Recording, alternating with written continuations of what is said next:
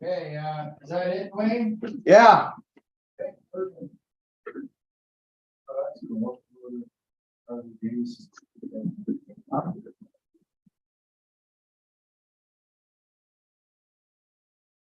Right on. Looks great. Thanks, man. Man, appreciate it, man.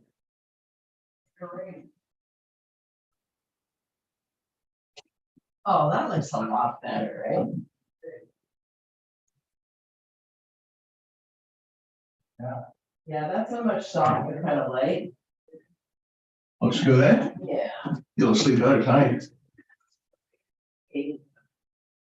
This one, yeah. Yes, please. Yes, please. Yeah, you want all that, Deb? Right? For me, you know why? Because we were used to having one.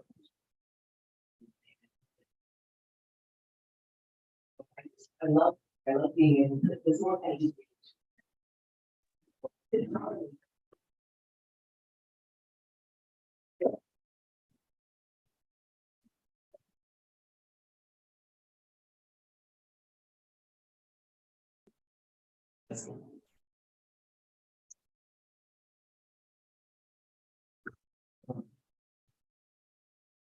Welcome back, Glenn.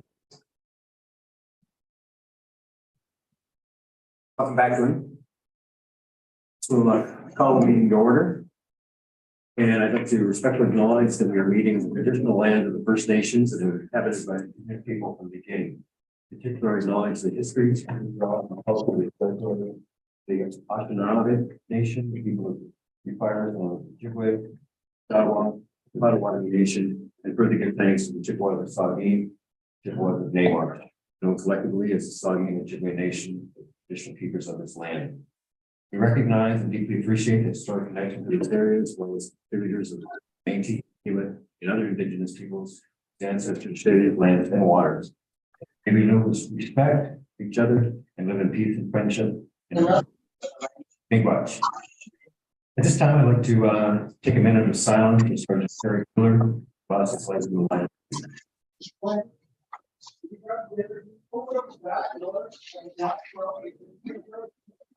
Here's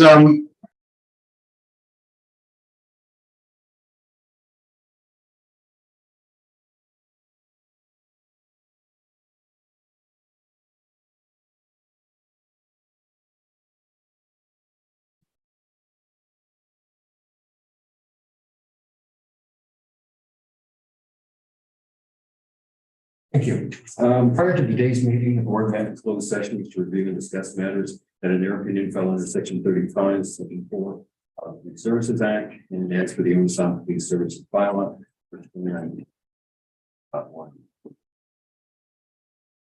Moving on to approval of the agenda. Two items that I'd like to add under business, dealing with the Unisam Police Services board account and members of the board's labor committee. Also, I guess we'll have regarding the website review as well. Right. Based on those two additions, could I have someone who can motion to approve the agenda? First, thank you. Seconder, Steve, thank you. All in favor? Here. Declaration of conflict of interest arising out of matters listed on the agenda. Hearing none. Presentation, interpretation, and public questions. The first presentation is from Constable Villius on police interaction training. Just a quick introduction. Carlo is our training officer. Don't know Carlo. And so I was participating in the in-service training that Carlo delivered earlier this spring. There's a number of changes. Many of you will be familiar with the use of force model. We want to get away from the use of force. It's only the force is used less than 1% of the instance interactions that we have with the public. So it's now for the police interactions training, police interactions model outlining, and it's been updated to outline more of the things that we do on a regular basis and have always done on a regular basis, and that's confusing situations and force is last resort. So, Carl, I'll turn it over to you.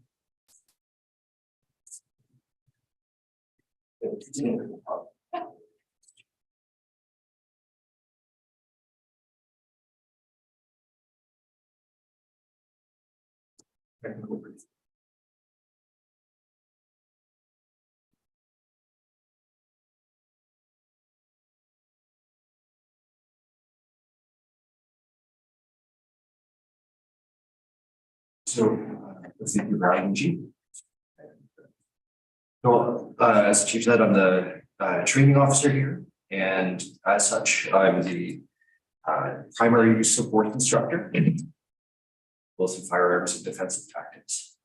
And so all of our new recruits, I'll talk to them before we go, before they go to the police college, and get them ready for that. And then as well, I'm in charge of requalifying our members in use of force, both firearms and defensive tactics. So the old Ontario use of force model came out in 2004 and was updated this year, 2023. And that was updated in conjunction with experts from Carleton, from Wilfrid Laurier, from Seneca College, and from the OPP.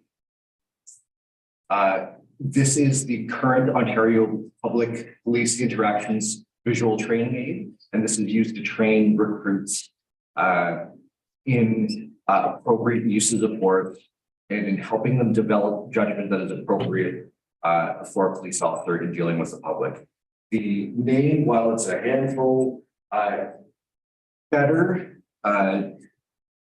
demonstrates what the model is, because while we're used to calling it the use of force model, even the old use of force model did cover more than just uses of force. It also covered situations in which we didn't use force. And so this name, again, while wordy, does describe its function better. The next slide here is a comparison of the two. The old model on the left, the new public police interactions training aid on the right.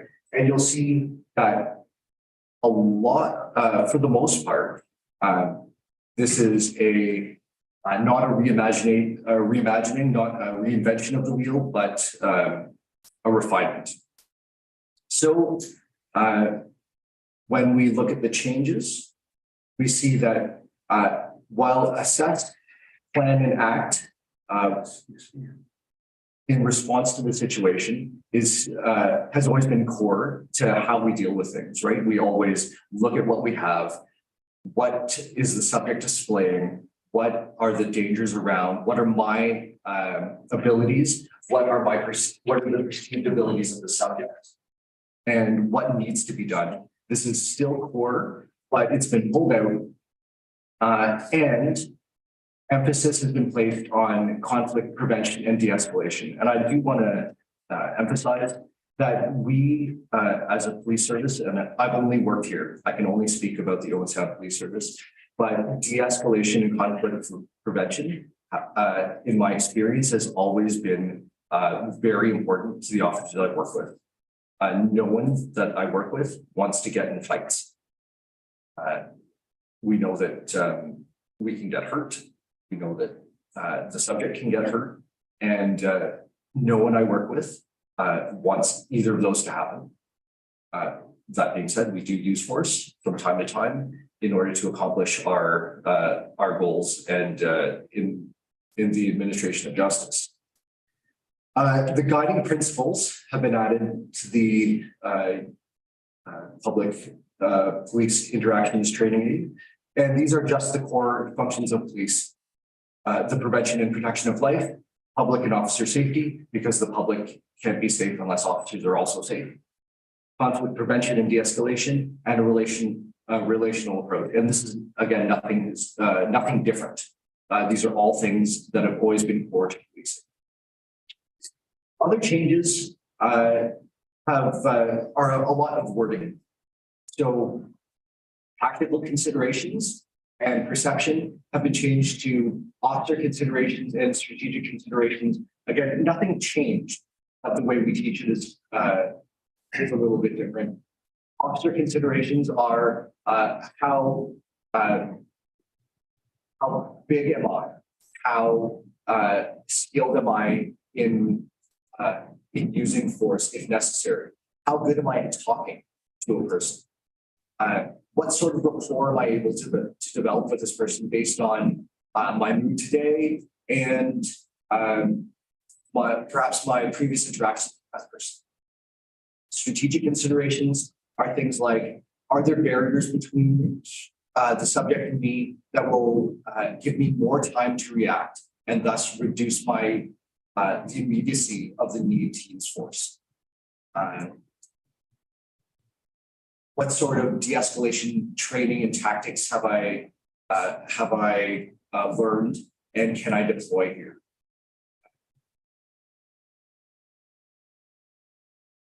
So, and then as well, you can see that, again, this is not changed.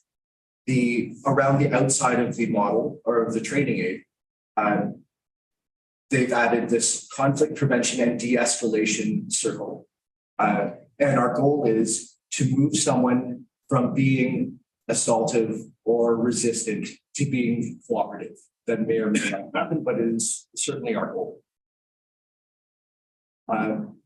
And so when we look around the center circle, we can see a variety of subject behaviors. So this subject may be cooperative, or they could be passive resistant. An example of that might be a protester who goes limp and is not following direction, but is not actively doing anything to prevent to resist police.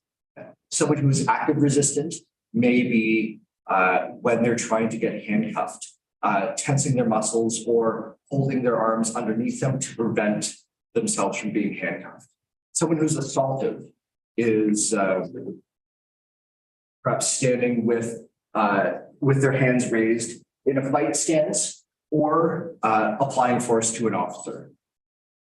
Someone who is in a serious bodily harm or death situation is presenting a weapon and with the intent of using it to cause serious bodily harm or death to someone, whether that's an officer or another member of the public.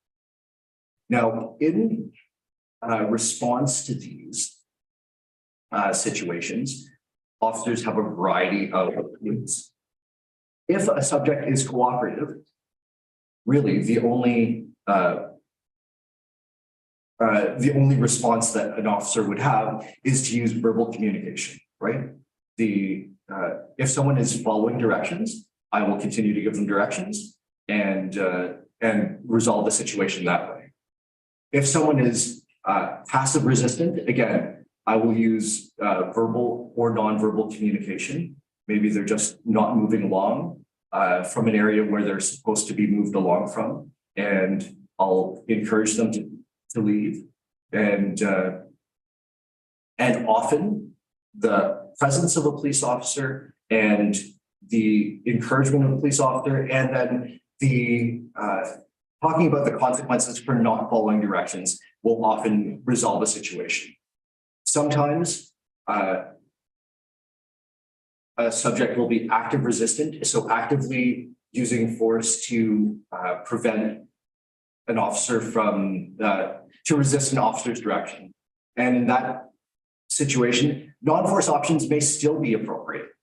However, in that situation, physical control may be required. So that might be as little as putting a hand on a shoulder and guiding a person out of a place, or it might be controlling them and putting them in handcuffs. We have a variety of intermediate weapons, which we train our recruits are appropriate to use in a situation where a person is actively resisting direction or perhaps being assaulted to a member of the public or an officer. So our intermediate weapon options include an ASP or an expandable baton, oleocapsicum resin, OC spray, it's pepper spray, and CEW, a conductive energy weapon or a taser. if and only if a person is displaying behaviors that are likely to cause serious bodily harm or death, is lethal force an option to be used by a police officer. We're under section 25 of the criminal code entitled or justified in using force in order to accomplish the goals of justice. But we're liable for the excess of force required. And certainly if we responded to anything less than the threat of serious bodily harm or death with lethal force, any police officer would be liable for the excess of force in excess of what is required to do their job. Some changes include intermediate weapons being an option in some situations where there's a threat of serious bodily harm or death. And that's always been an option. But an example of that would be if someone was presenting a knife with intent to use it and two officers responded, one officer would certainly respond with a firearm in order to prevent that person from causing serious bodily harm or death to someone else. But the second officer might use a taser because if we don't have to shoot someone, we would really, really like not to. And in my experience, CEW is really effective at stopping most threats. Now, is it 100% effective? No. Sometimes darts can miss, and sometimes darts get caught up in clothing, and then that CEW is not effective. And that's why that first officer would have a pistol.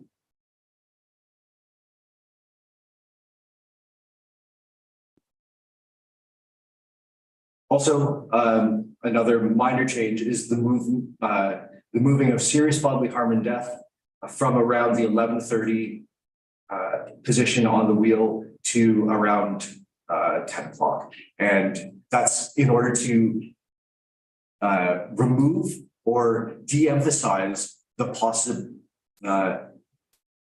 that scenario from the front of officers' minds. It does happen. We do need to be ready for it, but it is rare. And so while we do need to be ready for that potential situation, we need to not think about that as first, because in that situation, our options go to lethal force, and we'd like to, as much as possible, not use those if not necessary. There's a lot of jargon here. Does anyone have any questions regarding any of the terms that are used on the use of force model or the public interactions training aid?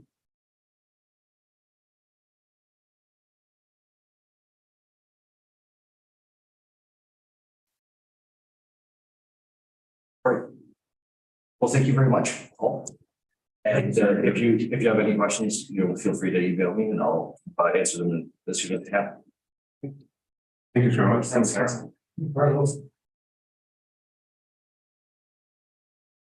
Great. Next presentation is from Barnum Bill, and the presentation is on the recent Citizens Police Academy. So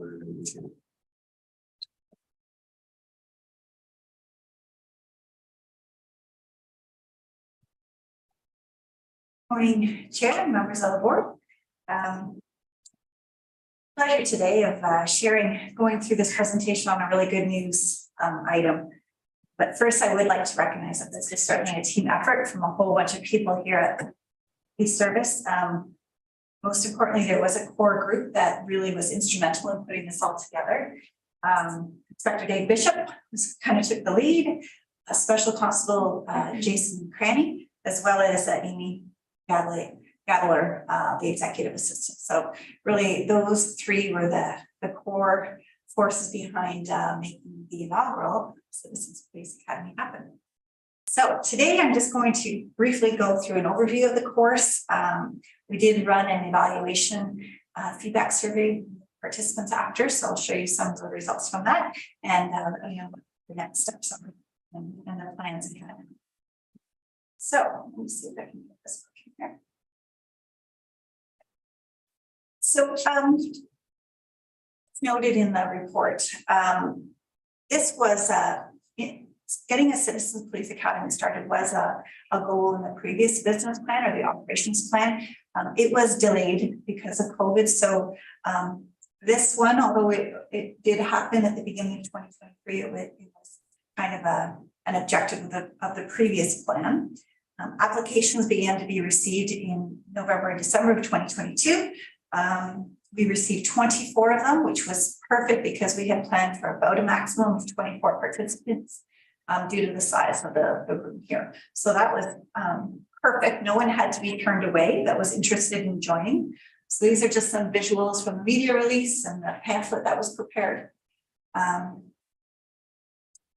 During the course, which was 7 weeks long, we counted and were quite surprised that there were actually over 20 different members of the service, as well as a whole team of co-op students that volunteered and adjusted their schedules to present, to answer questions, to welcome people into the police station each week, all sharing their police experience through hands-on demonstrations, answering questions, innumerable questions. The class was scheduled from 6:30 to 8:30, so a 2-hour time slot, and every single week it went well past 8:30 to 9:30 sometimes. So participants were always told, if you have to head out for babysitting or other obligations, it was very informal, and people were encouraged to, not feel like they had to stay. But honestly, and Dave, you can say, like, people stayed late, and there was a tremendous interest in every single night presentations. One of the comments noted when we shared some of this with the folks that were involved in organizing it was that we need to make sure we have a professional photographer there each week. We're not pleased with the quality of these photographs, but certainly we tried to capture a few of the week's events. So this was one of the results from the evaluation question. We sent an evaluation survey online at the end of the 7-week program. We only received 9 responses out of the 24. There was, I think, about a core of 20 people that showed up every week. So 9 wasn't ideal, but the feedback that we did receive was quite excellent. Initially, we had questions about the logistics, us time, the day of the week, the number of weeks. So you can see here, more than half the respondents felt that 7 classes was not enough, as well as 2 hours of scheduled time wasn't enough. So no one said it was too much, so that was good. We did take this into consideration in our plans for the fall. We are actually going to make it into an 8-week session with a 3-hour scheduled time slot. So that was really great. A few of the comments I've included there. The survey asked more detailed questions about each specific class. So we had classes on the life of a dispatcher, the life of a frontline officer, criminal investigations, community services. So questions focused in on each of those weeks, asking participants what they like most, what they like least, what they would do differently, things like that. So these are just some snapshots from the feedback on those particular questions. Again, this was really helpful for the organizing committee. So we've already planning some adjustments to make things better for the next time. But all very, very positive and supportive. You can see from the graphs, ratings on how would you rate the first OSPSB Police Services Citizens Police Academy. Overall rating of 9.7 out of 10. And how likely is it that you would share this opportunity with a friend or a colleague? And again, very high 9. So really, really positive feedback that was received. And this is just a snapshot of some of the feedback that we received. This was actually in the final question of the survey, asked respondents on how their views of policing had changed following their participation in the Citizens Police Academy. So that's where some of this feedback is coming from. And again, from my opinion, this is really the value of the whole program in itself. It's really hard to put a value or a number on some of this, participant insight that was gathered over those 7 weeks. And you think, although it was only 24 people in the room, they tell 2 friends, they tell, 2 friends tell 2 more friends. And I think there's tremendous value. You'll see in the board report, we figured it was about $750 of actual budget money to run the program, mainly from cost of refreshments each week and the t-shirts. But again, the participants were all pleased to have their t-shirt, and that is also a bit of a marketing tool too, as they're wearing them around the community. People say, what was that? That opens up the opportunity to share their experience as well. This is a great photo from the final night of the class, along with some Owen Sound Police Service reps, and the co-op students got in there too. They were there every single week, the co-op students, probably 5 or 6 of them. So I think it was a great learning opportunity for them as well. And just as far as next steps, so plans are already in place to offer the Citizens Police Academy in the fall. We've got a tentative start date of October 11th for 8 weeks. We figure we'll start advertising and gathering applications around August. Jason Cranny is also planning a modified version of it for youth in the summer months. So that we're looking at a 3-week program with just modified content in the afternoon, starting in July. And really, as mentioned, as we can see from the feedback, really great opportunity to raise awareness of policing in the community. It gives our members opportunity to share their passion about their career and showcase some of the different careers in policing, promoting future recruitment and volunteering.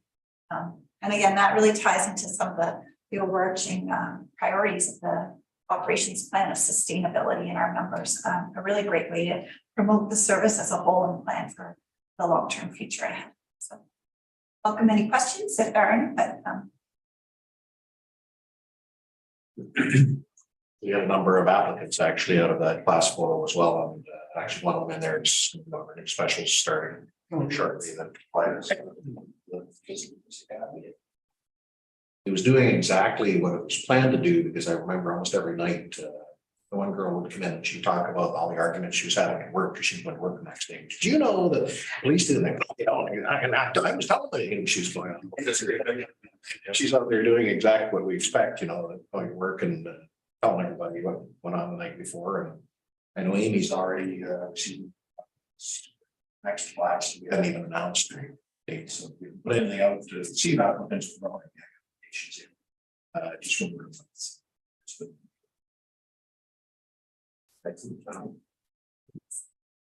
I said before, Dave, I've heard good things in the community as well. Yeah, our officers had a ball doing it, and it really strikes. So as much as we, as a management group can go down and go, great job, and you're doing a great job. It really came out on the communicator's side, because we tell them all the time, and yet, we had 2 communicators up, and they were talking about, this one really, it's in your guys' life, essentially. As much as we want to go down, you did a great job, this whole class was going, oh my God, you're a hero, and like they're turning red. But that's where it sinks in, because it's different hearing it from us than it is. This is what we've been telling them. This is what the public thinks of what you do here. So it's a great thing to do. Thanks. Really. Thank you, Stu. And there's not other opportunities to get to the public. The average person thinks about our police force as a budget, and that's it. And so we're at it's a negative thought, and then they go from there. Regulations. All the facts. Don't confuse me with the facts. Yeah, as we keep going on, we just build that core group of people in the community that actually know the truth of what goes on. And we've actually talked to Jason too, such an influx. At some point now, we may look specific, or even we have off of the floor here that we did different languages. We did a class. We actually had a interpreter that came in and our classes, people spoke Arabic. Class in English through an interpreter, and it was really good too. So there's a lot of opportunities to take this. Everybody that participated from our end is in the meeting the other night, and they've got a lot of meeting again. And new people coming forward. Like how to get involved. I think it's excellent for that's on video to go forward with this. All right, we'll go into item 6, confirmation of minutes and closed session for March 7th. And you'll just reminding me to reach. We can really back around here, here, back around. Okay. So we may get it. So give us a motion for the confirmation of the minutes, Carl. Second. Yeah. Okay. All in favor?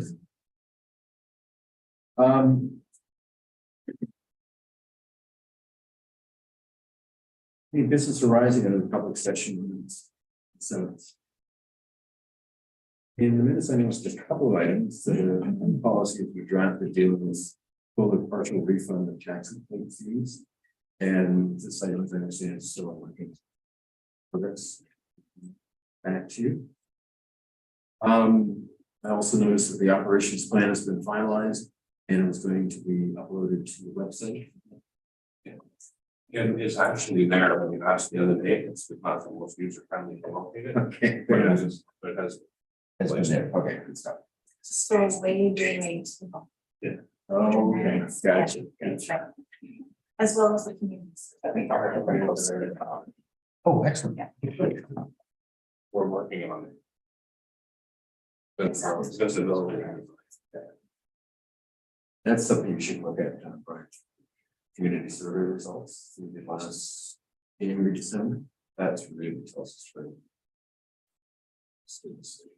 Much different than during time. Whereas, yeah. Take a moment for. Okay, shake a moment, so to reach. It's reading 2:30.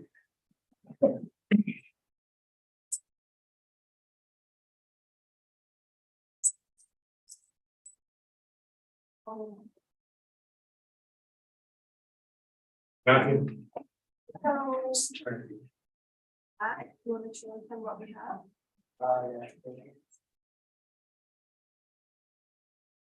Peter Bar. Only property. Library Old Squares. 14 bars. During shot with cookie bars and Hello Dolly and carrot muffins. Well, first, oh, in very old square piece. That's why. Thank you. That's everything. That's $8, please. And then it changed. Yes, of course. Thank you.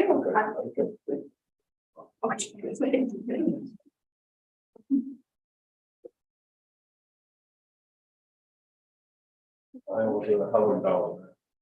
Okay. How are you?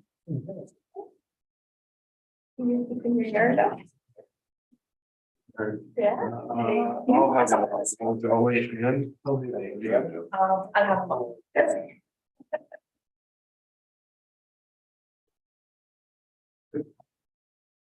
Perfect, thank you. You. About 14 bars. Thank you.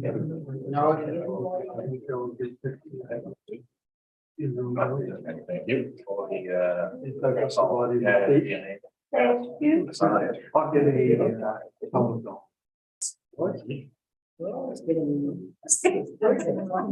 Okay, where are you doing?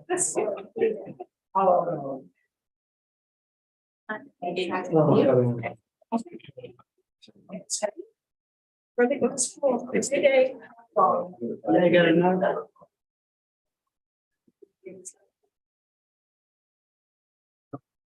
Good. Thank you. Thank you. That's great.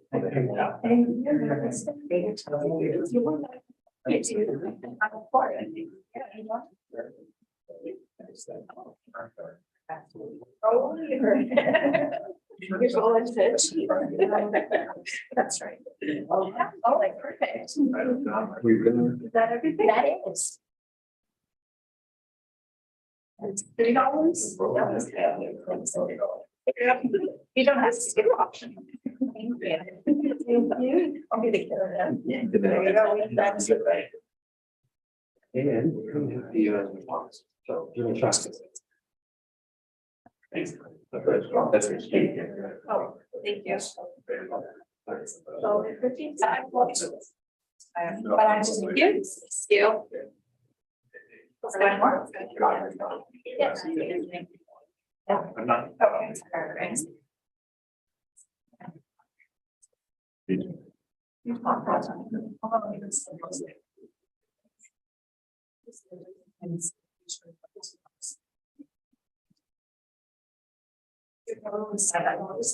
Okay.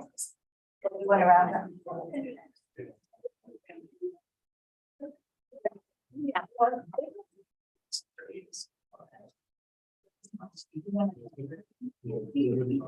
Yeah. No.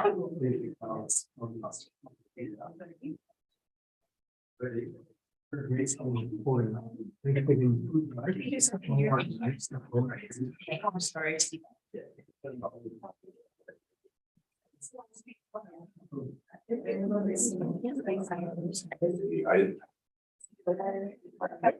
Thank you.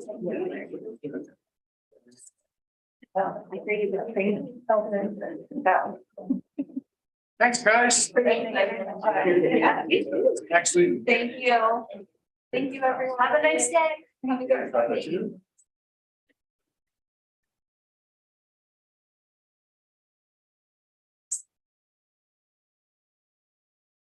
Oh, no. They're gonna pick up. That's whatever. You got it.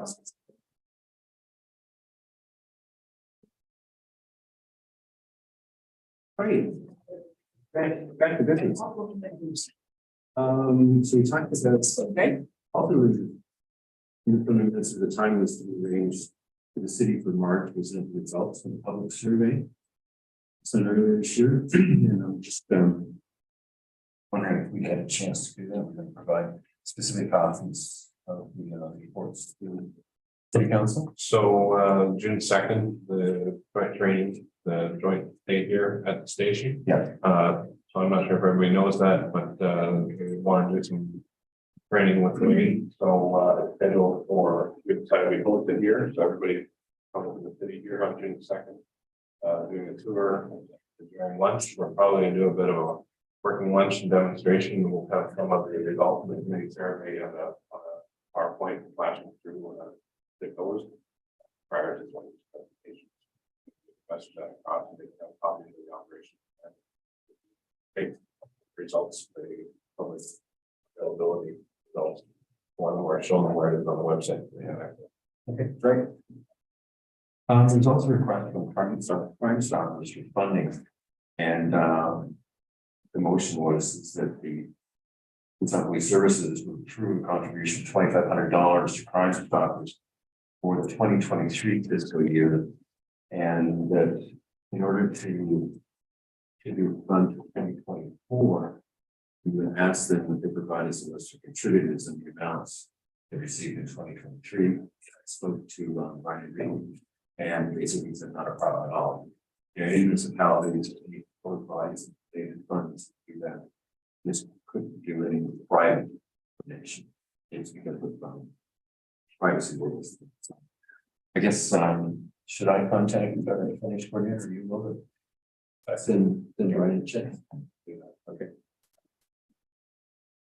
Right, correspondence received,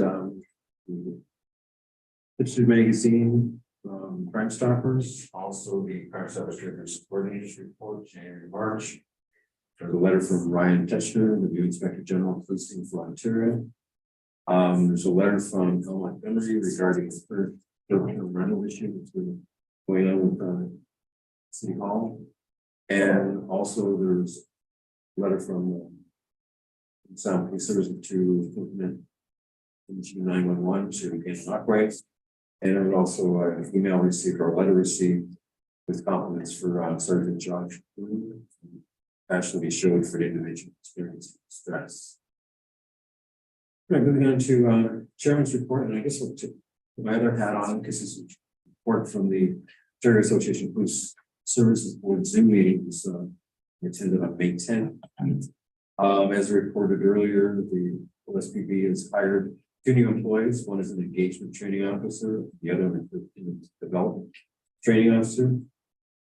Since then, they've been working together on needs assessments, identifying key areas of focus for the OSPSB facility training program, and funding for this training is available through the Solicitor General's office.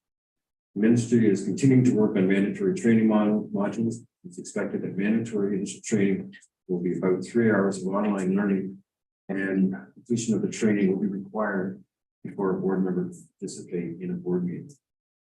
Minister acknowledges that the need for additional board training well beyond the mandatory models, and Pamela has been working with the current curriculum developers assigned to develop these mandatory training models to ensure a synergy between mandatory requirements required through the legislation and the OSPSB's ongoing training program. They're also doing a needs assessment and difference between the PSA and the CSPA for training. I think why I'm having problems with the materials is too many letters in the acronyms. 3 and 4 is okay. Some additional work that the executive director Lisa Darling has been involved with for the past couple of months include continuing to work with CAPG to develop an MOU to start share resources to develop joint online and in-person learning opportunities, join the collaboration work group on rebranding and marketing police keys and profession. Continue to work with the ministry on training and reviewing the draft regulations to support the CSPA. Finalize content for the spring conference HM, which is from May 30th to June 1st. Launching the new OAPSB application and building the training plan. Content, Brian, you probably take a look at that and get it set up on the website. There's actually a member portal now. Plug yourself into, which you'll have to set up. It's yeah, actually you have to make up your own password. I give you the website that goes into.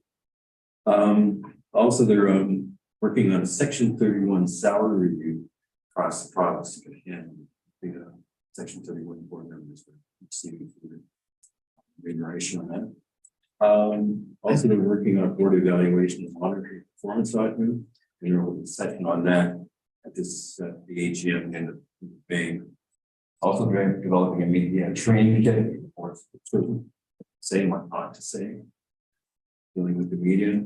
For that some of the provinces are still having issues with mental health calls and wait times as possible. We've experienced some of that as well. Northumberland County is going from 5 police services to 1 police service.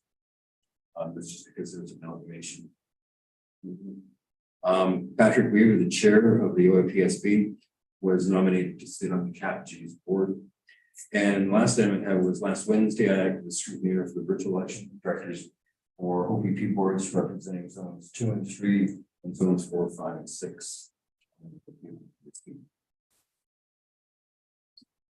Okay, moving on to governance update. The board met on Monday, May the 15th, and reviewed 98 board policies presented by Dave Preston, the consultant. Review, with the exception of it was 7, all policies were approved at that meeting, and the list was just distributed, includes those approved policies. And under one of our policies we reviewed, it's the policy that we reviewed at one board meeting, and at the next regular scheduled board meeting, they are to be approved. So if I could have a motion for the final approval of the 91 policies listed at the handout. All right. All in favor? Great. Policy that is still pending update and final review and brought to our July 5th meeting. Final approval are the framework for annual reporting, hate-based motivated crime, hate propaganda, policy development, board governance, financial management, and reimbursement of expenses. I think it's the final Right, moving on to reports from Inspector Bishop.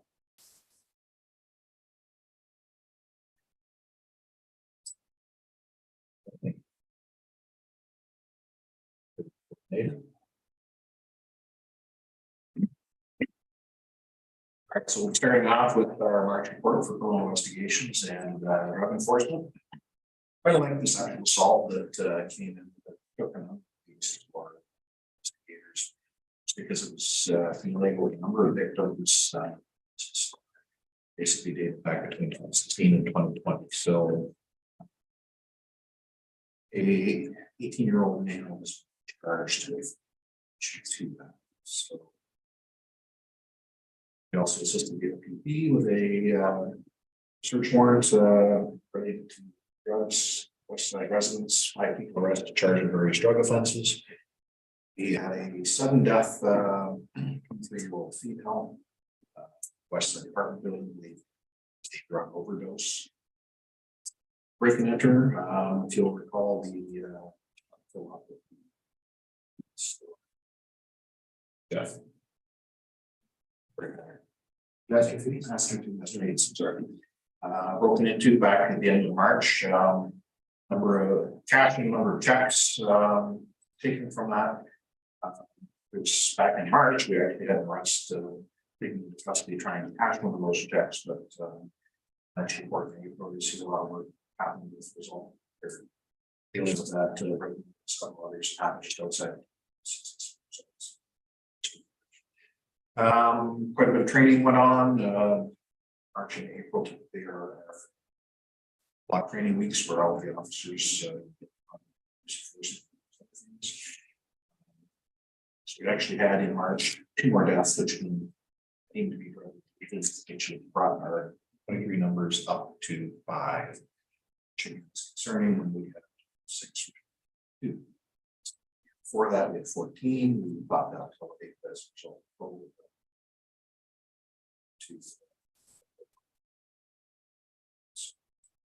Seen them.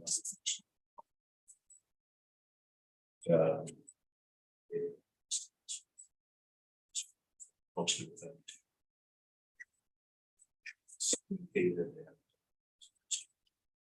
Circuits. So we will now go on to April report. CME unit assisted the OPP with a child pornography case. So child exploitation unit, the APP,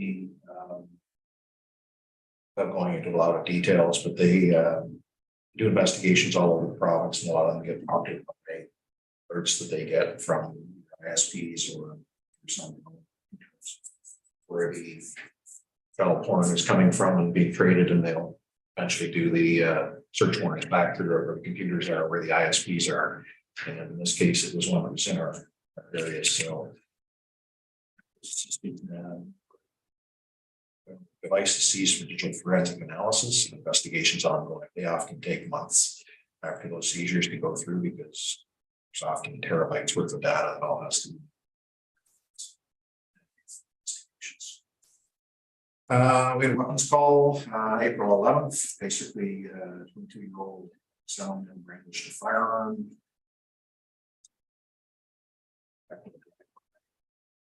Drug related. We know who the male is. A warrant has been put in. Still remains. It's provincial notifications and that sort of thing to put the idea that the warrant is out there, but he remains.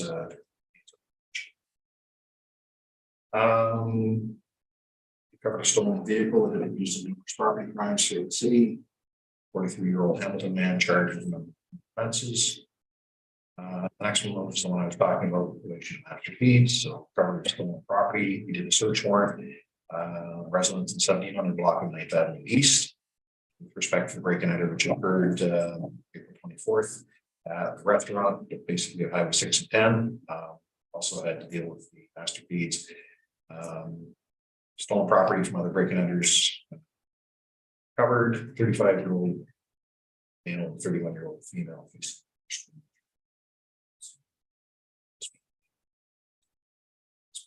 successfully.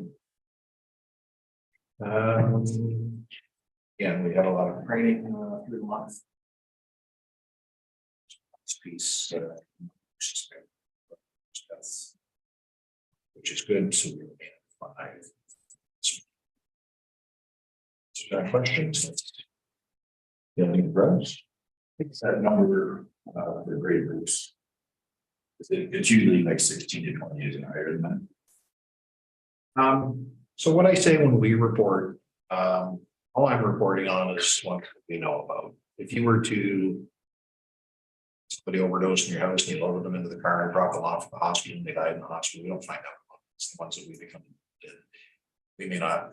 So my number is not a good number. It's just one I report on because it's one where the police actually went and he became involved in it. So it's no doubt higher than that.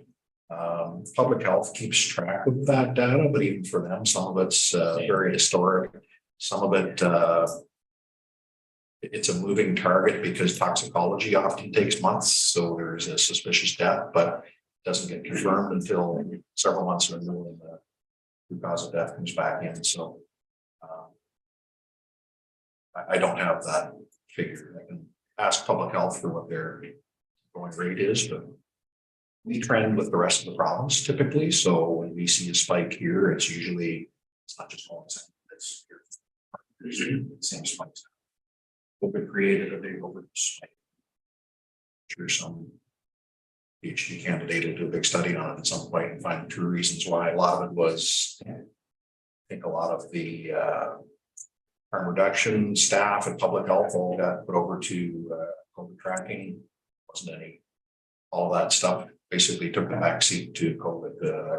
COVID for 2 years, and I think a lot of your facilities safe and sound have restrictions in, and it's just it'd be interesting to read some things happened, but certainly there was a spike seen across the province, and the spike we're seeing so far this year is consistent with other areas of the province too. It's fortunate, but doing everything we can with our partners to try and keep that number down. Sorry, so the March big public event that was that auxiliary assisted with was the data destruction event on March 5th in the campus, Grey County offices. That's the second one we've done. We hosted last year as well, so it's the public safe to products. 58 hours donated to ride-alongs, and grand total of. This mentions the auxiliary intake. They're now in training. 5 or 6, I believe, training. And shut the auxiliary down for the better part of 2 years, so we lost a few members during that time period, and we're just in training to get those numbers back up. Generally around somewhere around 17, 18 for our auxiliary. For April, no scheduled community events, 120 hours of volunteer time donated, and May was the start of our training for our members.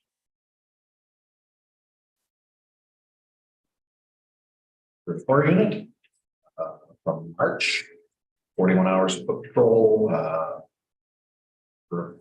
They were having some issues down with Safe and Sound with respect to some concerns by neighboring businesses. Attention core unit and go. Last year we ran like the third annual and we put on basically a youth event that we ran last summer. So planning is underway right now for the second annual that will be holding somewhere probably in late August at the end of the summer. It was very popular last year. That's an event where a lot of our officers trying to tell me with a number of Indigenous youth brought barbecue out. We had a bunch of cats, so just an opportunity to get out and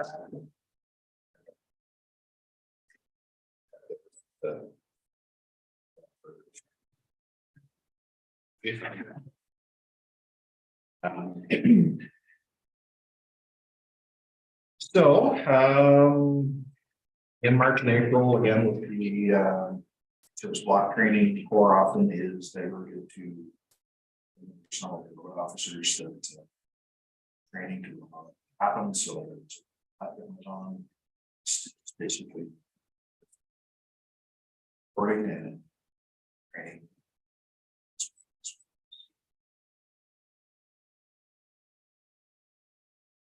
Yeah.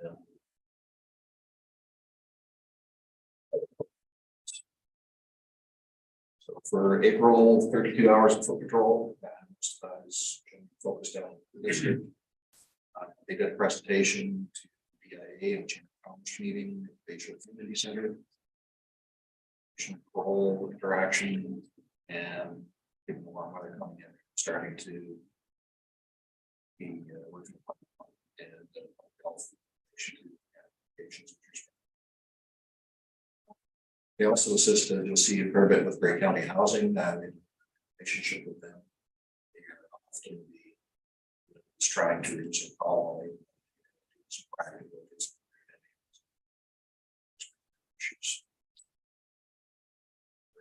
Cases where they assisted CID with investigations that were going on there. Again, the remainder is training and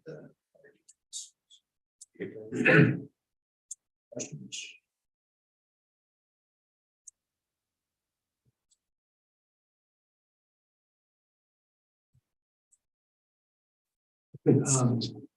On there, like letter. The New letter. oh,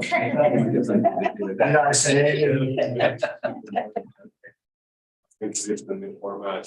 I think it's very effective. Because that's the operations. Yes, how it affects that financial implications. I like that. Right, moving on, Dr. Clune. Thank you. So for frontline patrol and collision statistics for the month of March, we had 167 HTA charges, 85 cautions, 5 LLA charges, 169 criminal code charges, and 109 foot patrol. There was 20 on-duty ride checks, 259 drivers checked. We had 1 grant-funded ride program with 412 drivers checked and 5 breath tests administered, and 2 impaired charges later. For collisions in March, they were down to 29 during the month compared to 38 the same time last year and 43 in February. Nothing more to note there. Moving on to April. We had 155 HCA charges, 102 cautions, 7 LLA charges, 121 criminal code charges, and 109 foot patrol. There were 19 on-duty ride checks, 490 drivers checked, 6 breath tests administered, and there's 3 impaired driving charges later during the month. Collisions were 30 for April, which is similar to the previous month and similar to the same time year before.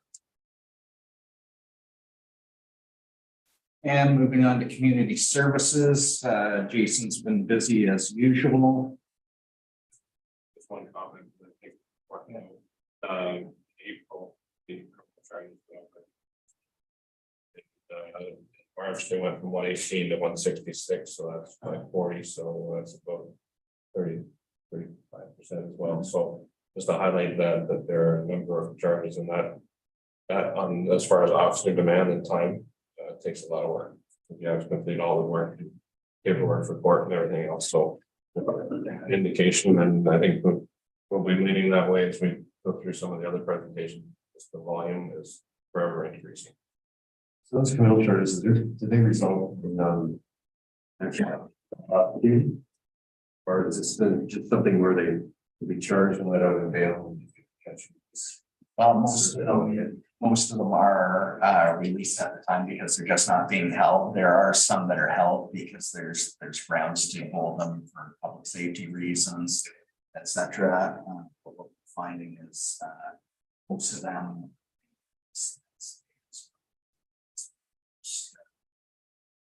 ones that are the most dangerous or dangerous crimes that are getting held in. And the releases, there's people out there who are on 7 different forms of release, 9 different forms of release. They just keep getting arrested, and that's beyond their.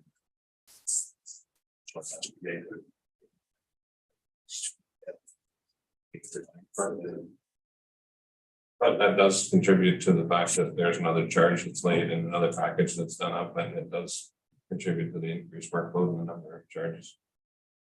Because they find them breaching conditions because they're out, and there doesn't seem to be a lot of cooperation with the terms of release.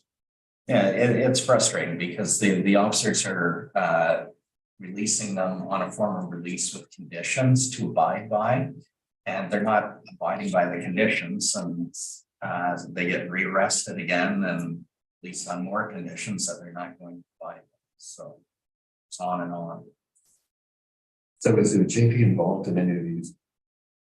So the majority of the releases occur here at the station or at the roadside by the officers. Some people are held for bail if there's safety concerns, etc. And that's when you'll have justice involved. Thanks. Some of those adjustments happened due to COVID. I mean, back at the time, it was the people setting in jail, and there's, I think, some. And that time we haven't seen the return to the old ways, I think, with the pre-COVID just yet. So. There's a bit of a pendulum factor. They did a study and they found that about 80% of people in provincial institutions had never been convicted of anything. They're on pre-sentence custody, and the presumption is innocent until proven guilty. So you can't have that type of a number of incarceration being done. The pendulum swung back, and now I think it has to find some type of agreement. And if there are that many breaches and that many times they're breaching the conditions, not abiding by the terms, so at some point you have to make a decision that that person has to be held accountable. Moving on to community services, Jason was active with several community groups and partnerships throughout the last 2 months. Very involved with the Citizens Police Academy, also with the Braziers Local Immigration Partnership, the Elf Street Resource Center, Substance Abuse Action Committee, Crime Prevention Action Committee, just to name a few. We have presentations at Georgian College, at Eastridge, Timothy Christian, St. Dominic Savio, that was on internet safety and social media awareness, and working at Georgian College with the international students.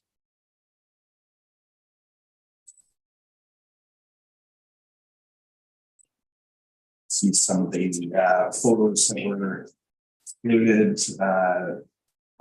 Tom Sullivan, our sergeants retiring, and also Tracy Watson.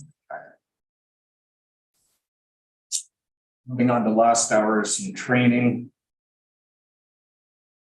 In March, we had 15 full-time members report sick or injured for a total of 231 hours. 3 members on WSIB, and one of the members at that time was on a modified return to work plan, and one member was on LCD. We've had a lot of training during the winter and spring so far. People away on several courses. Just to name some of them: search warrant course, sexual assault, hate crimes course. We had 3 members attend the applied suicide intervention skills training course that was offered locally. We're trying to get all of our officers through that course. It offers a lot as far as de-escalation training and understanding mental health. We also had 10 members attend trauma-informed investigations workshop that was offered in Washington. So, April, we had 7 full-time members sick or injured, and this number is way down for a total of 76 hours. Again, 3 members on WSIB, which was on a work plan. They've since returned to work now. And more training. We had a member on the supervisor course, sexual assaults, search warrant course, CPIC training, and also coaching police professionals course for the officers that train our new recruits. We also hosted a 4-day crisis intervention techniques course, focusing on de-escalation techniques, dealing with mental health disorders and suicide intervention. Yes. So we had several officers go through that course, and we also hosted a de-escalation training course for emergency dispatchers. It was a 1-day course, and hope to bring that back again fall. And our spring block training occurred. The officers receiving recertification, first aid, CPR, and firearms. That concludes my reports. Thank you, Inspector. Moving on to reports from Director. Services. I'm going to cover them off really quickly as most months. There isn't a lot to report on. They're the standard ins and outs of our bylaws related to taxi and adult entertainment. There's no anomalies in that report. Reports, same thing, the ins and outs. We really only report when there's something unusual like a homicide or whatever that consumes a number of extra hours up there, but we're running basically the standard month to month. And in terms of our records department, we are still within the normal time that it takes for criminal records checks, and we're 8,000 in terms of bulk searches, which is the normal standard.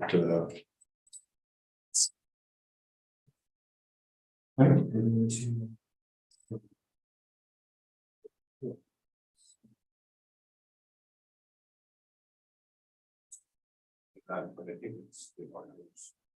So.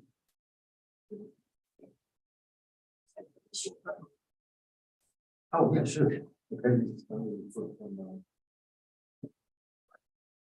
Director of Corporate Services, and we get a team. Thank you. It's a team effort today. The comment, for you, I don't know how many people had a chance to review the 40 days. You didn't close the report the meeting.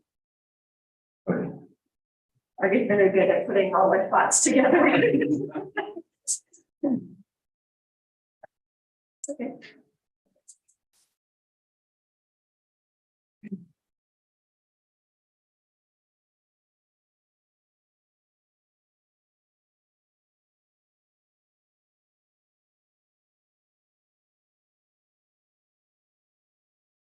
On the next slide. Right there, yeah, I'll say.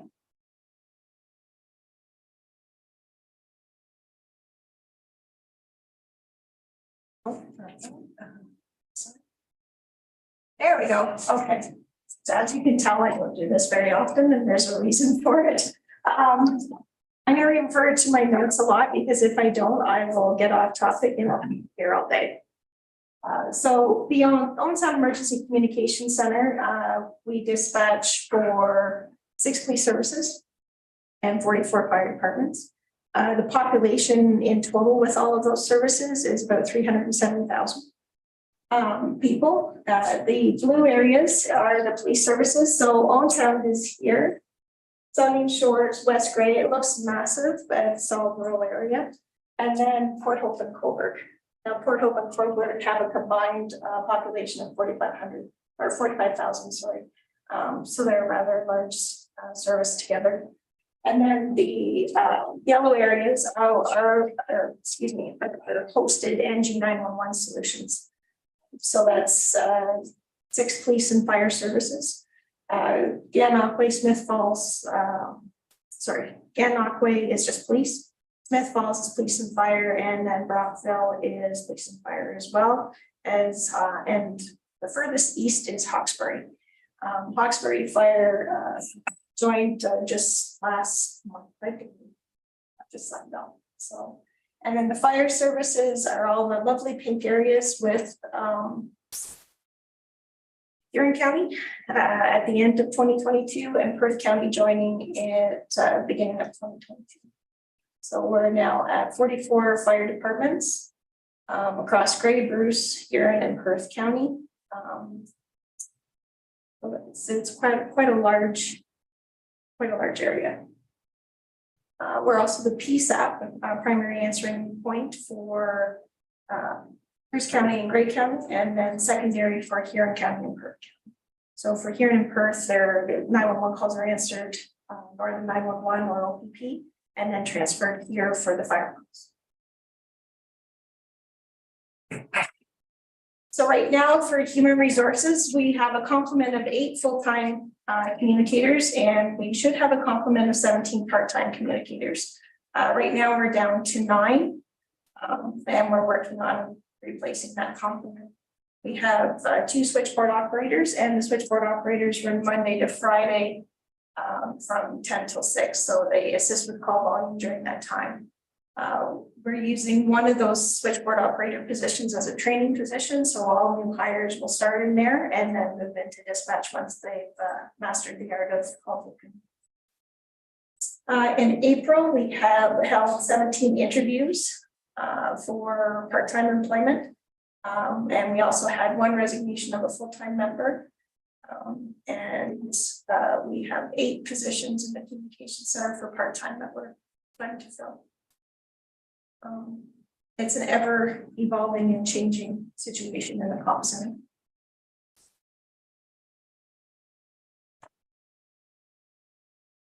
So the call sources that come into the comm center, you have your 911 emergency phone line, your administrative phone lines, your officer initiated, so your traffic stops, your community service, or citizens who approach the officers on the street, walk-ins to the police service, and then online reports as well.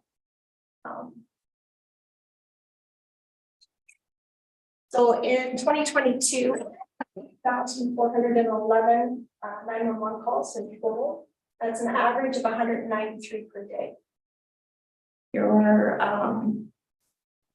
with your 911 calls, you have the calls that are delivered and we do something with. So we either take the call and we hold it, keep it, dispatch it, or we transfer it to another service, which would be ambulance, OPP, or another fire service. There's also a component to it that is rather time consuming, and that's your no answer calls. So in 2022, we had 8,240 no answer calls, which is about 23 per day. This number is increasing yearly due to technology. So your smartphones, Apple phone, if you hit the side button on it 5 times, it automatically calls 911. That's considered a no answer or a no voice. We can usually hear people talking, or you can hear somebody driving or singing in the background. Those calls we have to follow up on. So we have to do, we do 2 callbacks and a text using Text Blue. And then we wait for an answer. If there's no answer, no callback, then we dispatch an officer.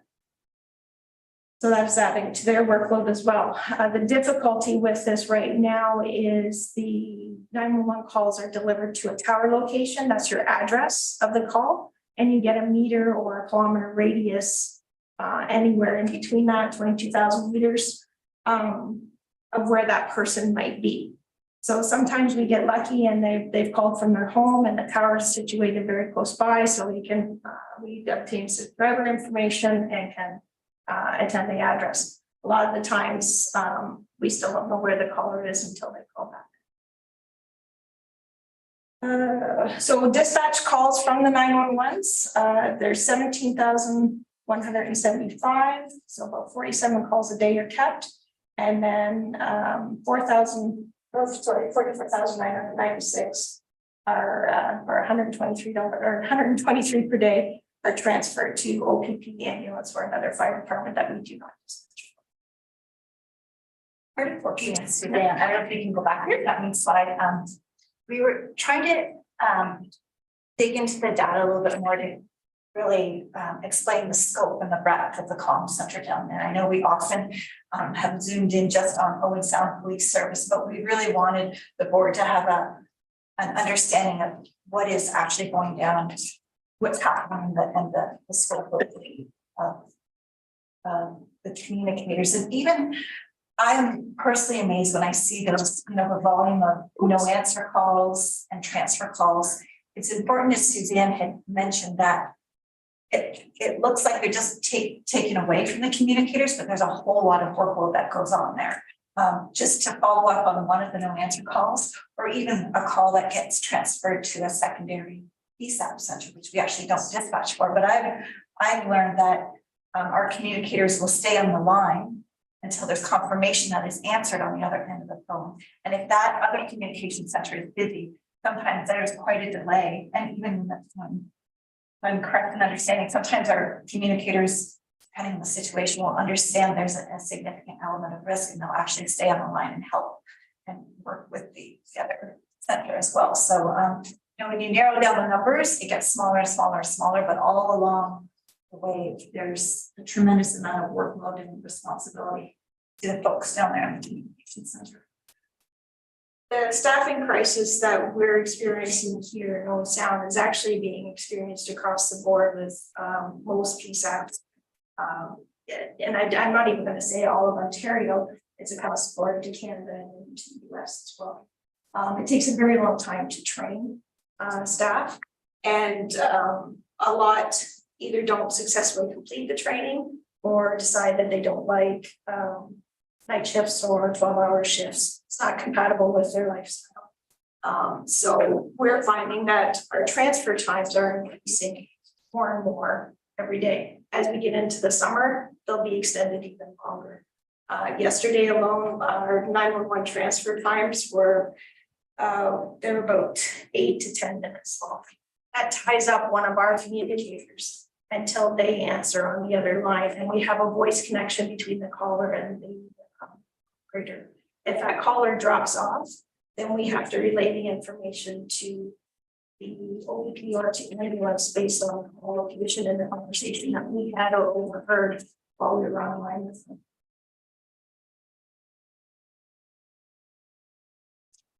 I'll let Mark take over here. I'll lean on you to see how I explain. So I like digging into the numbers, but mainly what we're showing in this presentation is straight volume counts of calls.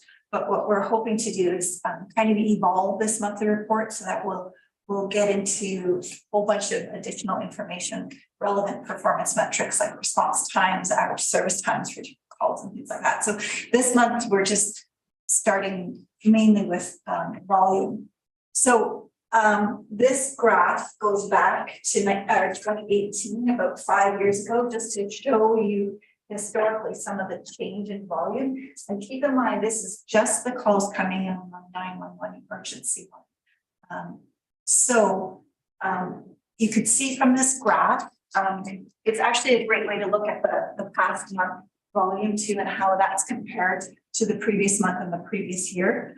So in April 2023, there was a total of over 6,000 emergency 911 calls that came into the comm center downstairs, representing about an average of 204 per day. So we're trying to breaking it down per day or per hour. Kind of is a little bit easier to understand. And we're, in the month of April, there was 30 days. So sometimes just looking at the total count isn't always the best way. February has a couple less days usually than another month. So we're taking into account the number of days each month. And what we've seen since 2008, that year to date over the first 4 months, the volume of 911 calls coming in is about a 10% increase, just in straight volume from last year even. And correspondingly, you can see in the table that we attached there, the volume of no answer calls, transfer calls, and calls dispatched is also correspondingly increasing as well. So the 911 calls is one aspect of calls that come in. The CAD events is another way of measuring workload down there. So the CAD stands for our computer aided dispatch system. So any call that's dispatched by our communicators down there is captured in the CAD system. So that includes the 911 calls. It also includes calls that come in on the admin line, people walking in, a whole bunch of different sources. So this is more of the workload that's getting dispatched down there. And you can see this is looking at the total numbers in 2022. We can look at averages, daily averages, but there's a significant fluctuation by day of week and by hour of day, which also leads to some complications when it comes to staffing and making sure we have adequate people to deal with the volume. Yeah, so average daily dispatch rate about 6.9 or 7 calls being dispatched every hour in 2022. But again, times where it's slower at about 3 or 4 in the morning, and times when it's more than 11 per hour. And we've got about 4 communicators down there handling that, and switchboard operators dealing with those admin calls at peak hours as well. So it's a very, very busy place. Yeah.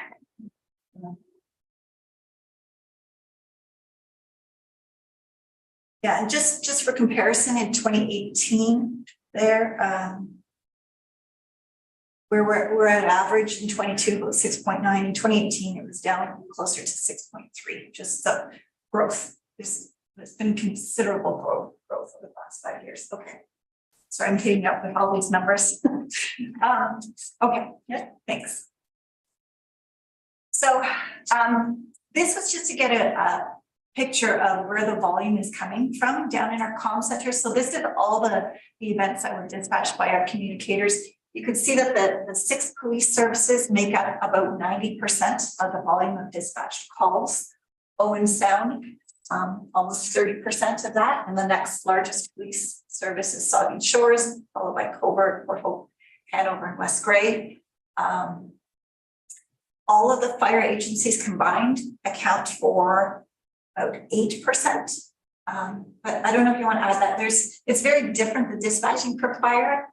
Yeah, it makes. So the difference between police and fire dispatch, your first 20 minutes of a fire call are your most involved. You're dispatching out multiple fire units and you dispatch them by the apparatus, not by the just a blanket call. So the dispatchers have to refer to a run response portal that tells them which calls or which apparatus to send based on the call type.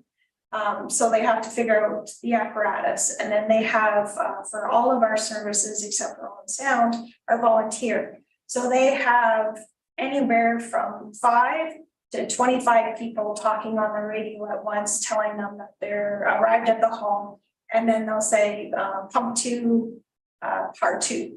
So that means pumper 2 is leaving the station with 2 on board and belted. All of that has to be transcribed into the call. So there's benchmarks that we have to meet in accordance with NFPA compliance. And that information is all recorded in the call within the first 20 minutes of the call, because you have everybody arriving, everybody leaving, and then arriving on scene. Once the fire departments get on scene, then it goes back, and the only conversation they have with us are their major timestamps. So loss stopped or agent applied, so water being applied or whatever the agent is. Primary search started, primary search completed, their secondary searches. So it's a very specific communication type. Whereas the police calls, you do your initial dispatch, but there's looking up people, there's checking the address for additional calls, there's checking the addresses if it's domestic, to see what other involvements we've had with them. recording canvas attempts, all of that, and the police calls generally run, well, it depends on the call type, but it's beginning to end, let's say an average of about 20 minutes or 30 minutes, 40 minutes, whereas your fire calls, structured fires are running over 2 or 3 hours. But you would have more police transmissions and you would have fire transmissions. So it's just the nuances of each one, and then training for that. And so some people prefer fire training because they just take the information, copy, repeat. And some people like the police aspect of it because they get to do a little bit more digging, get to do a little bit of the investigative side. And looking at people, they're looking up addresses and providing that information to the officers, ensuring their safety and public safety. Yeah, and just in terms of growth, looking back the past 5 years too, we saw the most significant growth actually in Saugeen Shores Police Service. There have been an additional 4,000 police calls per year coming out of Saugeen Shores since 2018. Owen Sound, second most significant growth by more than 2,200 calls annually compared to 5 years ago, and then the combined fire agencies as a whole. And that's probably because we onboarded a lot more fire agencies in 2018. Right, so again, so this is looking at similar type of graph as you saw with the 911 calls. This one is related to the calls that were dispatched, regardless of what agency it was. So this is all the different agencies. The next graph I'm going to show you looks exactly the same. The only difference there will be the scale. So this just the average daily dispatch rate in 2022 was 166 calls per day. You can see for 2023 already, 2 of the first 4 months of the year are already above that average. When I'm just looking at numbers, I'm not down in the comm center hearing about the workload, but number wise, generally speaking, an average over the course of a 12-month calendar year, it's the summertime months where it's warmer, there's more daylight, there's more people and tourists out, where it's the volume in the summer months that drives up that average. And just looking at call volumes for March and April already this year, I would say that it would be fairly safe to anticipate a significant volume coming up months ahead, and a significant increase in the average calls being dispatched for the year 2023. And we know COVID's played a role in the last couple of years, but certainly the numbers so far this year are indicative of more volume ahead. So again, this next one is just specifically looking at the Owen Sound Police Services dispatched calls. Scale's a little bit different, but you can see again that average per day about 55 in the month of April, which is risen significantly above last year's average.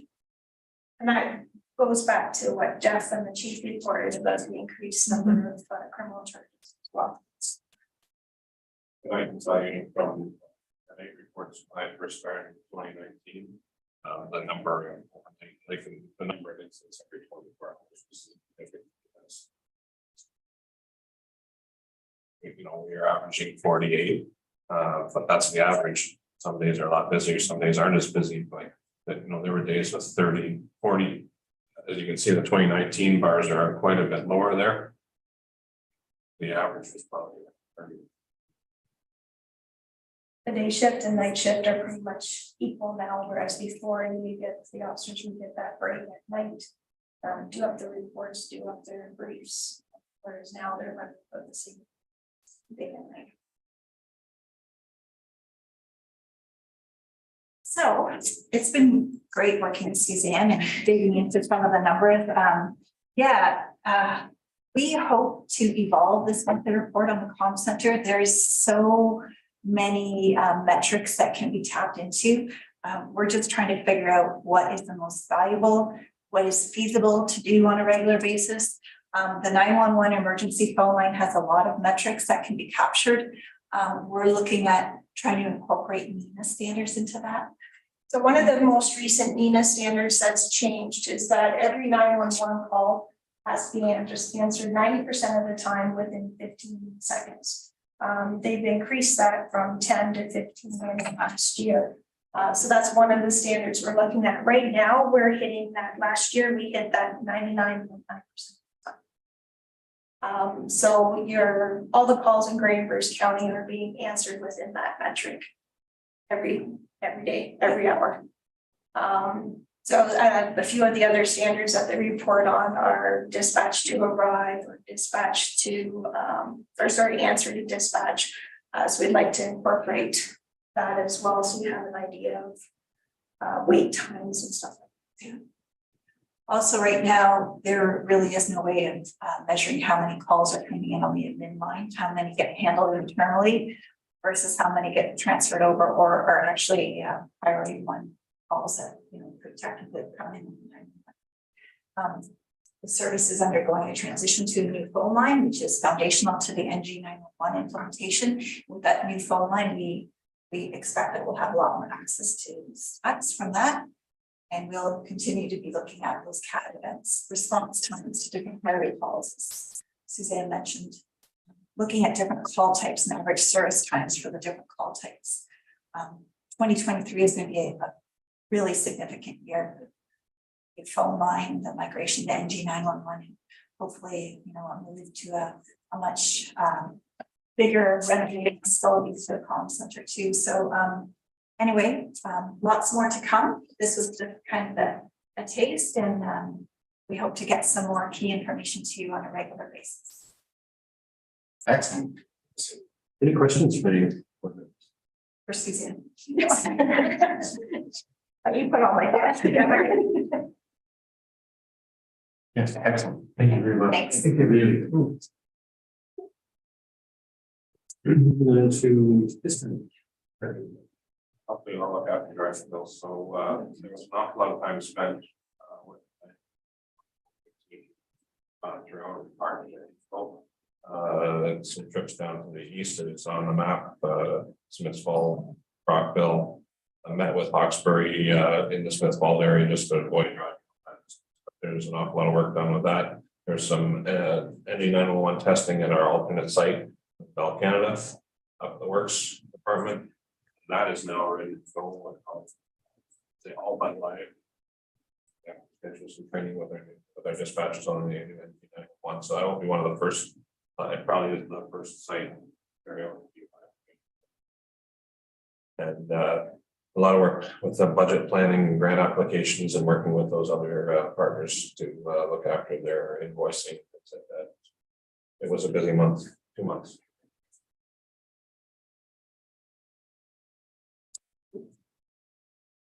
Question. You anticipate more or less time to fall once NG 911 is alive? It's difficult to say. It depends on the uptake. Right now, NG 911's been live down in the States for a while, US for a while. They didn't see a significant increase in calls through NG 911, at least at the beginning.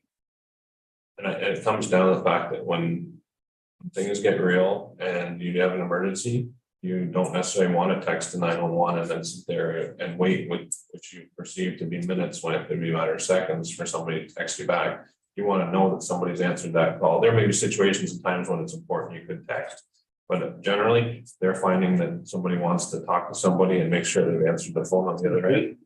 There's somebody on the way and there's that reassuring voice. So initially I don't see a big change in that, but over time I'm sure there may be. Thank you.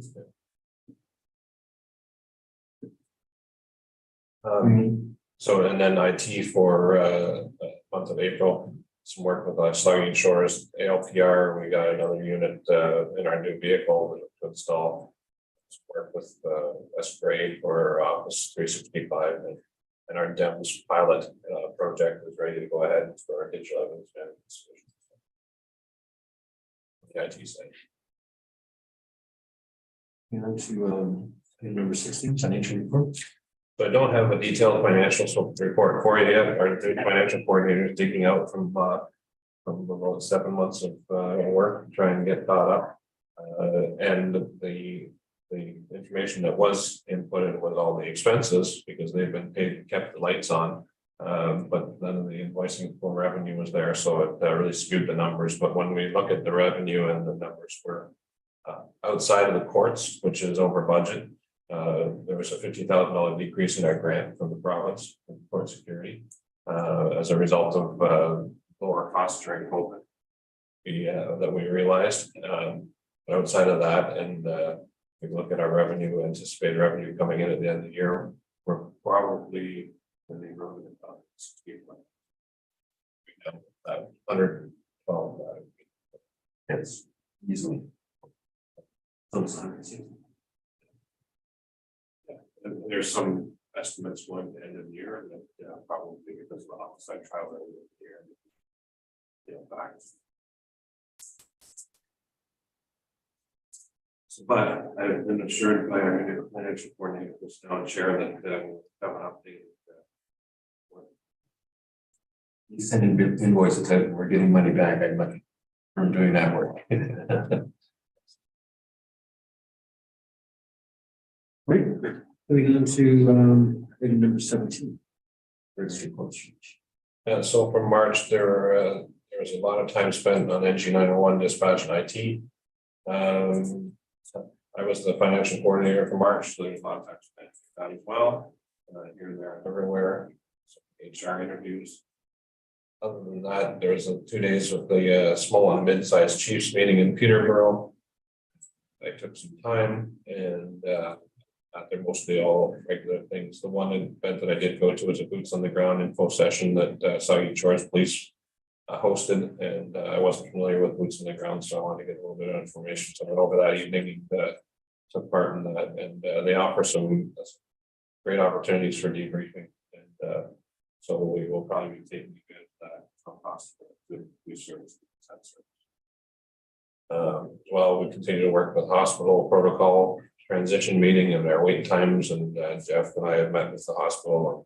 There are people a number of times about the increasing times of turnover, and we've now implemented a new part in our overnight report in order to kind of try that to get on top of it, because they're claiming that off. So we immediately know that turnover time was, and if it's outside what we're determining our threshold right now, and that threshold is a target.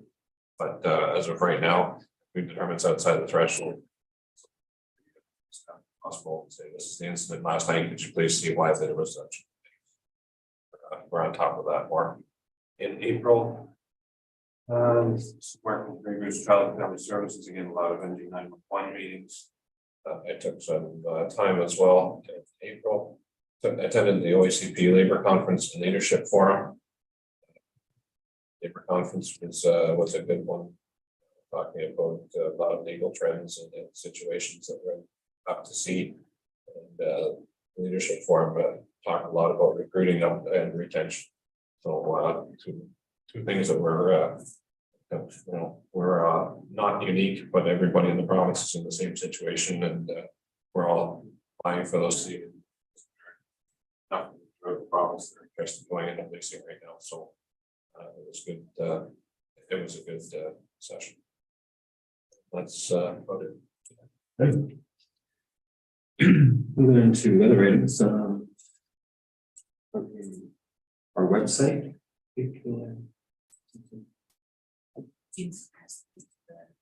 Yes. Okay. I handed out a package. So the first sheet, the first list is what appears on the board website right now. And the second list are items that I have identified that may need to be added or changed. And then the second is a review of other police service board websites and noted of what they have on their website, which we don't have on ours. Just for a review of what other sites had. And I think talking about this before, I think I would call it that the actual any changes to the website, we would hire a webmaster rather than doing that. That's correct. And we would give them permission to make all the changes, and then we would revoke that back after they've made the changes to the website.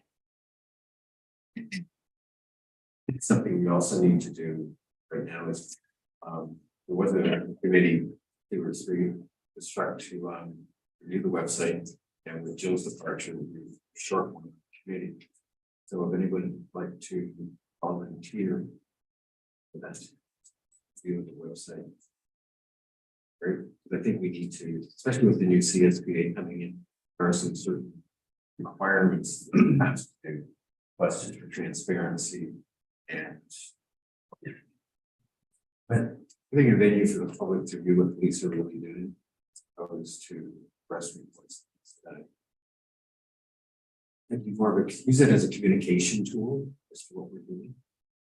I can see things like, all blame, different things.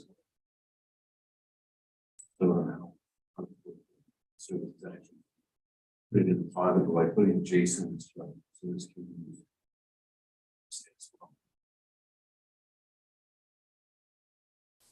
Second call for volunteers. I'll put it down to you. Nine. What should we say, obligation?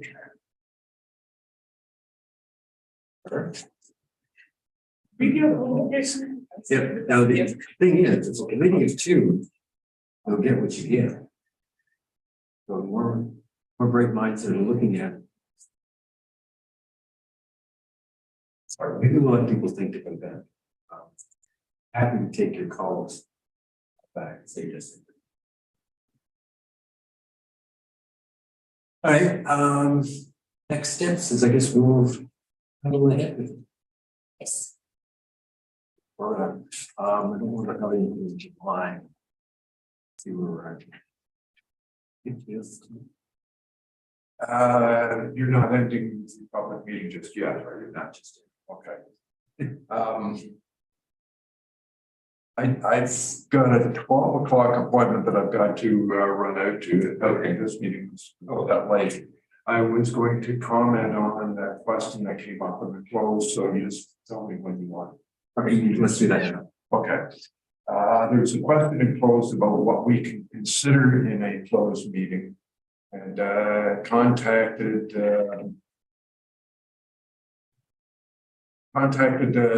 city staff, and under the municipal act we wouldn't be able to cover it, wouldn't be able to look at it. However, under the Police Services Act,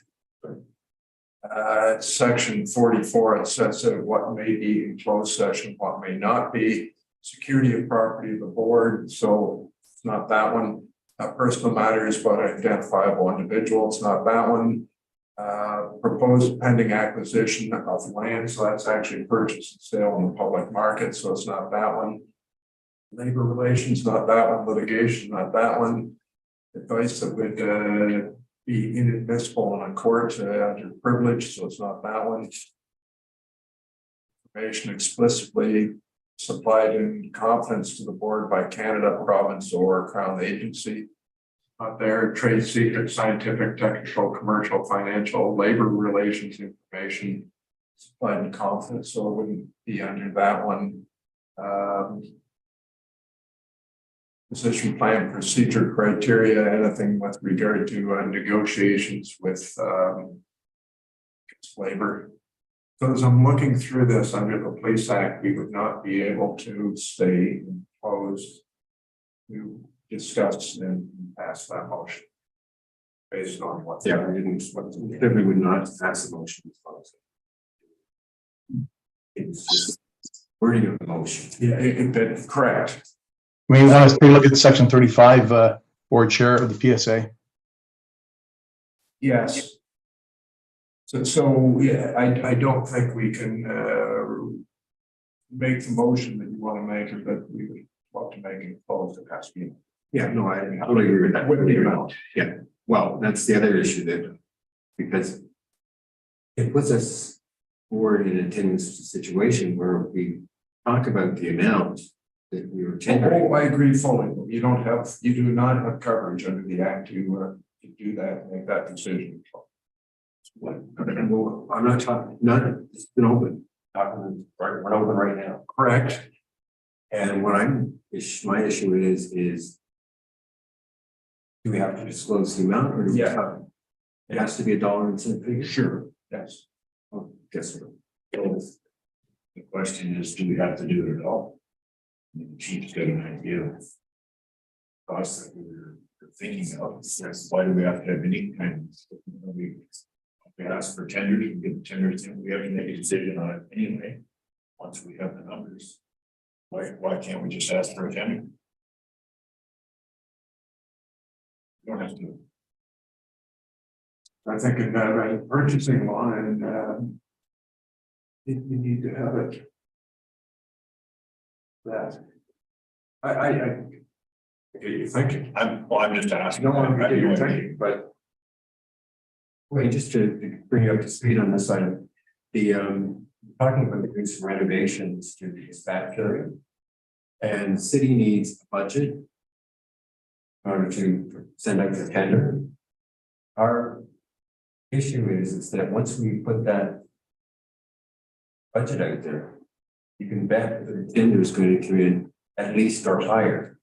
And much as the numbers we've been quoted seem significantly more than even after COVID costs would be. So that's the issue. So under section 35(4)(b), it talks about the board may exclude the public from all or part of a meeting or hearing if it is within that intimate financial or personal matters. Or other matters may be disclosed of such a nature, having regard to the circumstances that the desirability of avoiding their disclosure in the interest of any person affected or in the public interest outweighs the desirability of adhering to the principle that proceedings be open to the public. I think you're right, Chief. That's what I mentioned. Section 35(4)(b), I think covers you folks in that area. And I think that's what I read out at the beginning of the meeting. The other thing we could do, like I'd be happy to make a motion to $300,000. Tenders come in. We'll take a look at it. If it's over budget, we have to make a decision on that anyways. And it's gotta be a request for a proposal, can't be attended. If you go out for a tender, it's an offer. And any tender that comes in is an acceptance of offer. You're obliged to study the purchasing on. So I think based on what Wayne has just said, the pregnancy's right out, that we can discuss this more in close.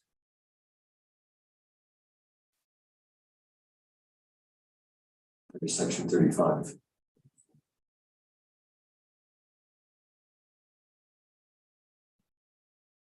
Still having trouble believing that that applies to this, but Well, I can think the discussion could be had closed. And gotcha, but back to the motion. motion has to be published.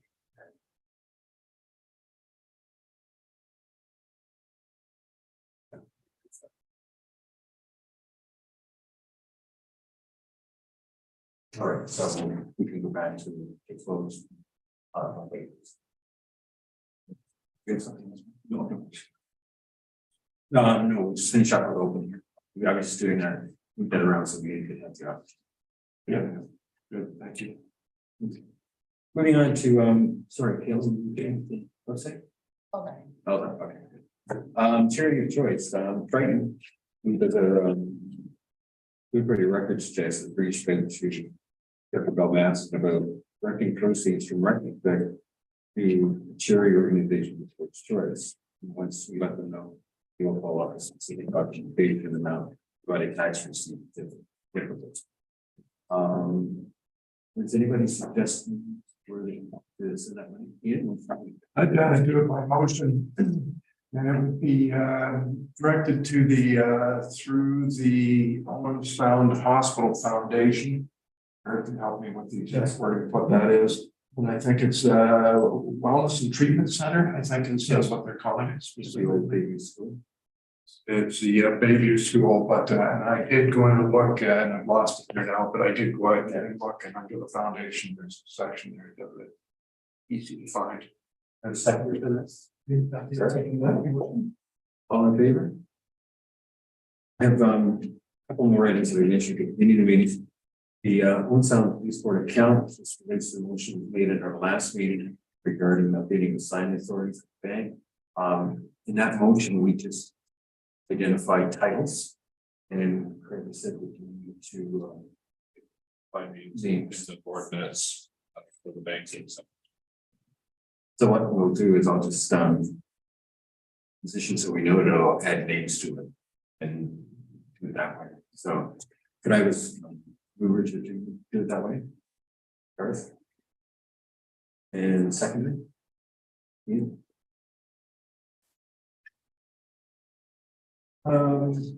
Also we talked about volunteers. Oh, all in favor? Yes, sorry, thank you. Those are my minutes. We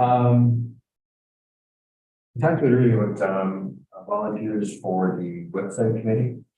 Also, which Bill's leading board, we have a vacancy on the labor committee.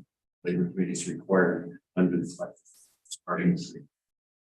Any recommendations on who should replace Jill?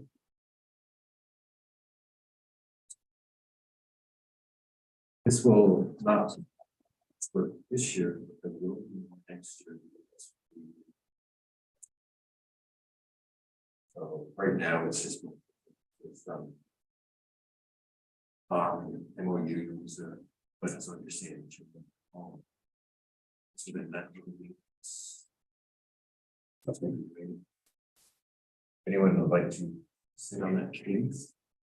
Otherwise, it could be a committee of two directly. What needs to, It's a what type of days is? convenience of the committee members. Like I said, there could be no meetings from now until the end of January. There could be 20 meetings, depending on what issues arise, fires arise. And as I said, in the new year, we'll also be looking at the collective bargaining contracts. I guess till the end of the year. Right, thank you. Right, last one is the annual report for missing persons. Yeah, so just very briefly, back in 2018, the province passed the Missing Persons Act. And what that essentially does is it provides some extraordinary powers, that allow circumvention, search warrants, and things like that in missing persons cases where there's an emergency. So things like financial records from the bank and that's required expeditiously. So because they put that act in with the extraordinary powers, they also put a legislative requirement in report that's made public and to present to the board, and we also first on the website. And it's not much to see here for review that in here so far. Didn't use it last year, so day after this presentation, I'll file this report with the ministry, and it's already posted up on our webpage as per the requirement. It's just letting you know that that report's been done and we are meeting the provincial requirement at 0 uses. Right. Thank you. Craig just reminded me that Jill was also on the community safety team. And I'm wondering, because that's tied so closely to municipality, I'm wondering if city would like to take that. They don't think that often at all.